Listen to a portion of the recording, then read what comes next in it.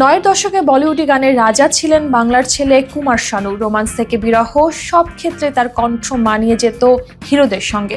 বিশেষ করে 1995 সালে মুক্তি পাওয়া দিলওয়ালে দুলহানিয়া ले जाएंगे हम, তুঝে দেখা তো ইয়ে জানা সনম গান তাকে পৌঁছে দেয় অন্য উচ্চতায়। কিন্তু সেই গান রেকর্ডের সময় ঘটে এমন এক ঘটনা যার জেরে ইয়াশ চোপড়া আর কখনো ডাকেননি শানুকে। এক বেসরকারি টেলিভিশন চ্যানেলের সঙ্গে আলাপচারিতায় কুমার শানু জানিয়েছেন এমন তথ্য। সেই সময় প্রতি গানে কুমার শানুর পারিশ্রমিক ছিল 25,000 টাকা।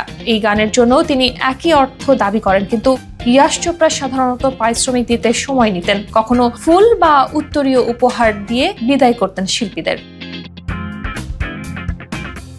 কিন্তু কুমার শানু স্পষ্ট জানিয়ে দেন 25,000 টাকার নিচে গান গাইবেন না। ইয়াশজি প্রথমে দেন 15,000, কিন্তু শানু তা নেননি। পরে রাগারাগির মধ্যেই পুরো 25,000 টাকা মিটিয়ে গানটি রেকর্ড করেন ইয়াশজি। তবে এরপর আর কখনো তার কোনো ছবিতে গান গাওয়ার সুযোগ দেননি কুমার শানুকে।